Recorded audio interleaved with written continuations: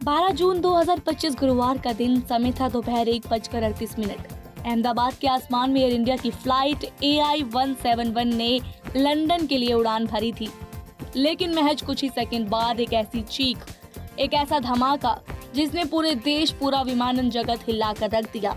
एक Boeing 787-8 Dreamliner, जिसे Dreamliner यानी सपनों का विमान कहा जाता था, वही विमान अब एक बुरे सपने की तरह हादसे में तब्दील हो चुका था। ये वही विमान था जिसने 2014 से अब तक हजारों सफल उड़ानें भरी थी, लेकिन इस बार उड़ान के ठीक 625 फीट की ऊंचाई पर कुछ ऐसा हुआ कि वो कभी अपनी मंजिल तक नहीं पहुंच सका। विमान ने रनवे 23 से उड़ान भरते ही मेडे कॉल दी, यानी इमरजेंसी का संकेत, और कुछ ही सेकंड में उसका संपर्क ATC से टूट गया। ध्यान दीजिए, इस विमान में कुल 242 लोग सवार थे, जिनमें 230 यात्री और 12 क्रू सदस्य थे। ये उड़ान अहमदाबाद से लंदन गेटवे के लिए थी। इस हादसे में 241 लोग मारे गए। सिर्फ एक व्यक्ति चमत्कारी रूप से बच गया, जो फिलहाल अस्पताल में जिंदगी और मौत के बीच की जंग लड़ रहा है। इस विमान को उड़ा रहे थे कैप्टन सुमित सभरवाल, जिनके पास 8200 घंटे का उड़ान अनुभव था। उनके साथ थे फर्स्ट ऑफिसर क्लाइव कुंदर, जिनके पास 1100 घंटों का अनुभव था। यानी अनुभव की कोई कमी नहीं थी। तो फिर क्या हुआ? कुछ विशेषज्ञ मानते हैं कि विमान के फ्लैप्स और स्लेट सही स्थिति में नहीं थे। फ्लाइट डेटा रिकॉर्डर और कॉकपिट वॉइस रिकॉर्डर यानी ब्लैक बॉक्स अब इस बात का जवाब देंगे कि आखिर अंतिम क्षणों में कॉकपिट में क्या हो रहा था। सबसे दुखद बात यह है कि इस हादसे में गुजरात के पूर्व मुख्यमंत्री विजय रूपानी भी सवार थे।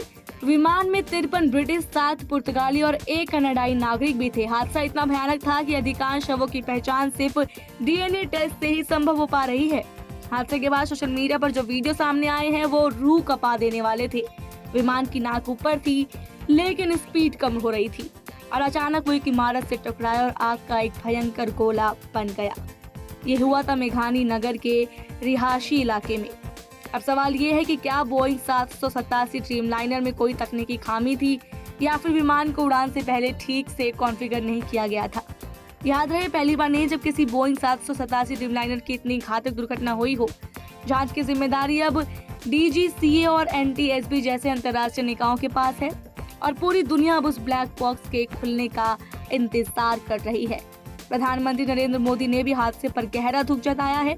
वही विमानन उद्योग को इस हादसे के बाद एक बार फिर अपने सुरक्षा मानकों की समीक्षा करनी होगी। हम प्रार्थना करते हैं उन सभी के लिए जिन्होंने इस भयावह हादसे में अपनी जान गंवाई, और उम्मीद करते हैं कि सच जल्द सामने आएगा।